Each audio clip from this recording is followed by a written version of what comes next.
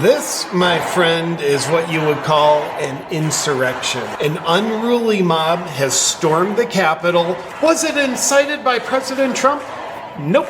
It was incited by Democrat Congresswoman Rashida Tlaib.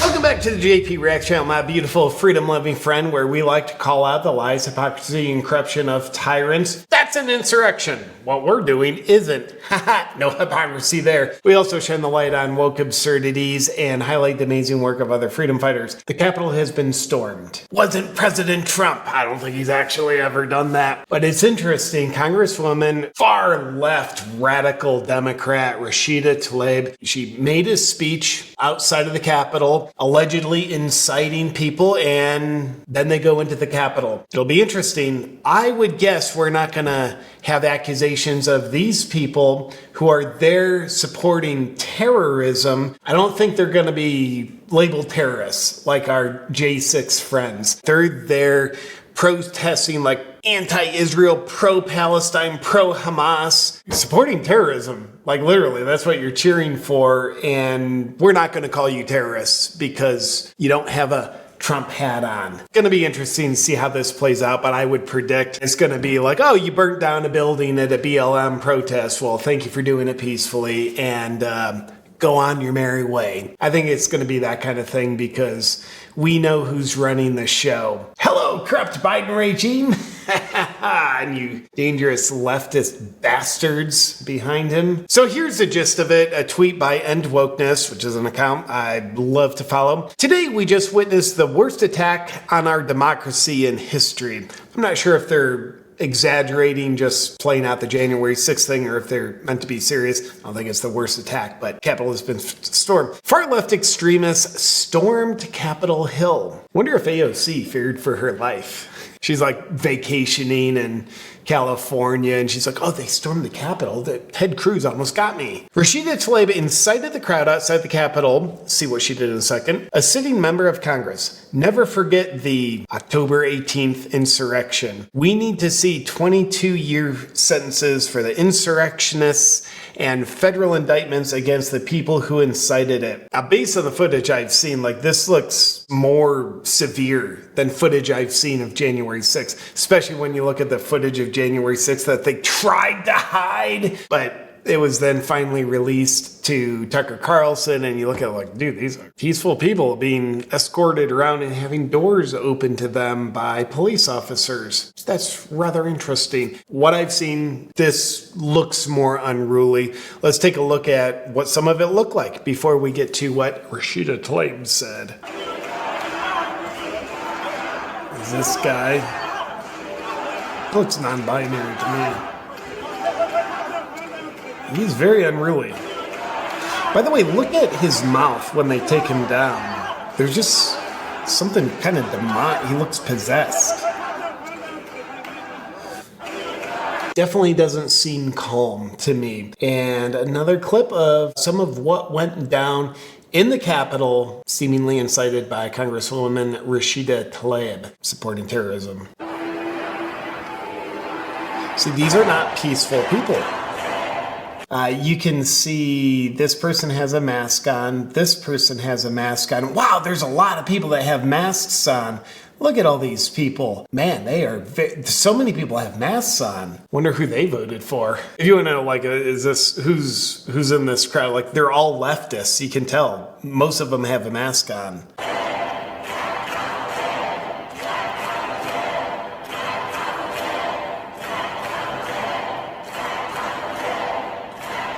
Seems rather disruptive. So, Congresswoman Rashida Tlaib, what did she say that allegedly incited these people to storm the Capitol? Well, first, let me remind you this. Rashida Tlaib, she is coming out like, very anti-Israel, very pro-Palestine. And, I appreciate if someone differentiates between Hamas and Palestine. Nuances, that matters. It's not a nuance, it's a big thing. So she's pro-Palestine, anti-Israel, this okay, that's where she stands. But she's the Congresswoman you probably heard about. I think I did some commentary on it in one of the pieces of content where she has a Palestine flag outside of her office, and she has a pride flag, which is masterfully stupid because pride, what LGBTQ, they have zero rights in Palestine. They get thrown off of rooftops in Palestine. But there she is supporting, hey, me and my LGBTQ crowd, we stand with you, Palestine. It's like, well, we would actually kill you. Well, I'm not smart enough to comprehend that, so I stand with you, Palestine. Here's the pride flag. Yeah, we would burn that. Okay, what did she say? Continue to watch people think it's okay to bomb a hospital. So she just by the way, shout out to this guy having a mask on. That's brave. So she's talking about bombing a hospital, and she's accusing Israel of bombing the hospital in Gaza. Now, I'm not there, feet on the ground, so I'm not going to pretend like I know the absolute truth of the matter, but it seems as though the best information that's come out, it seems rather conclusive that Israel didn't bomb the hospital. And in fact, what I understand is the hospital wasn't bombed. It's apparently a missile that was shot by Hamas and ended up kind of like misfiring, ended up in the hospital's parking lot, and the hospital was not shot at all. But nonetheless, the missile in the parking lot was from Hamas. But here she is with the narrative that it was Israel that bombed the hospital. Like, the hospital wasn't bombed, the parking lot was, and like, hospital's okay. Sucks that the parking lot was bombed, but like, it wasn't bombed, and it wasn't Israel, based on the best information we have. So one would say she's using misinformation to incite an insurrection. We're children. You know what's so hard sometimes is watching those videos and the people telling the kids don't cry and like let them cry. And they're shaking, and somebody, they keep telling them not to cry in Arabic. She seems incredibly disingenuous right now. I don't think she's actually crying. I think she is pretending to cry. I could be wrong, but she comes across incredibly disingenuous. Man, if we didn't know any better, we'd think leftist people in the government are trying to manipulate us. Yeah, I'm sure they're not, though. They can cry. I can cry. We all can cry. If we're not crying, something is wrong. And so I'm telling you right now, President Biden, not all America's with you on this one. And you need to wake up and understand that. We are literally watching people commit genocide and killing a vast majority just like this. With her point of view about Palestine and Israel, which is seemingly very different than mine, I don't know who thinks who's doing the genocide, who's getting genocided. From her warped point of view, I don't really know what she's referencing. I'm curious about that. And it's fun that she's calling out Biden. It's like watching two diseased criminals fight with each other. So I like that she's calling Biden out. I don't support what she's calling him out about, but let cancer attack other cancer cells. That's what we're seeing. We still stand by and say nothing. We will remember this, but all of you need to know, I swear to God, Wahyat Allah, you are on the right side of history. You are. FYI, you're the side that censors. It's never been on the right side of history, so consider that. Doing everything possible to save lives. What is wrong with that? Stop it with trying to politicize this. Stop trying to politicize it. Well, what are you doing right now?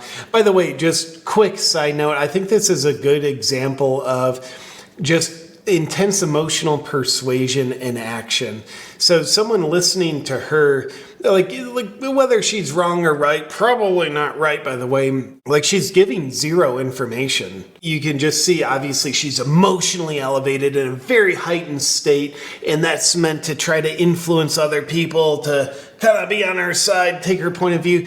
There's no nuanced information here. There's nothing for the intellect to grasp, and I would dare say a leader who is giving you zero information, zero nuance, you probably don't want to just blindly follow them. Consider that. So let's compare that to President Trump. What did he do to incite the massive insurrection on January 6th that we're told is worse than 9/11? Well, President Trump's tweet from January 6th, I am asking for everyone at the U.S. Capitol to remain peaceful. No violence. Remember, we are the party of law and order. Respect the law and our great men and women in blue. Thank you. Yeah, that's terrorism, but this lady screaming at the top of her lungs hysterically. They can cry. I can cry. We all can cry. If we're not crying. She's the party of peace. Don't think anything about it, ladies and gentlemen. Don't think too long. Don't think too hard. Don't think for yourself. Think what we tell you to think. Peaceful lady. So nonetheless, there's some hypocrisy. Like I mentioned in the beginning, I'll be curious to see where this goes. Are there going to be any charges against the people that actually did storm the Capitol? They were objectively disruptive. You saw some of them being restrained and arrested by police. Will there be any charges filed against them? And if so, will they be proportionate to the absolute ridiculous sentences that have been leveled against the January 6th people that, from what I've seen, were pretty damn mostly peaceful? Stay tuned. The hypocrisy will potentially get thicker or not, but we shall see. And I'll look forward to seeing you on our next video. But before that, I want to tell you about a sponsor I'm very proud to have.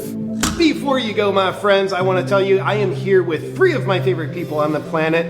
Magnesium Breakthrough by Bioptimizers and the founders of Bioptimizers, Matt Gallant and Wade Lightheart. Well, I don't know if this is a person or not, but anyways, I can tell you a little bit about magnesium. It's probably the most important mineral you can get, and most people aren't getting enough. But what magnesium is right for you? The real reason that we put 7 different types is because you need all 7 in order to get the maximum benefit. Plus, we've got extra delivery agents that make sure it doesn't sit in your stomach or your toilet, but actually gets inside your cells. Matt, you want to talk about the science? Boring scientific facts. We've tested it in the lab against every single form of magnesium, and it outperforms all of them, including the best one by 33%, which means you get better sleep, you feel less stressed, and you feel awesome. And if you want to bring Magnesium Breakthrough and all the amazing benefits into your life, just go to magbreakthrough.com/JPReacts and be sure to use the discount code JPReacts10 for a healthy discount. Enjoy.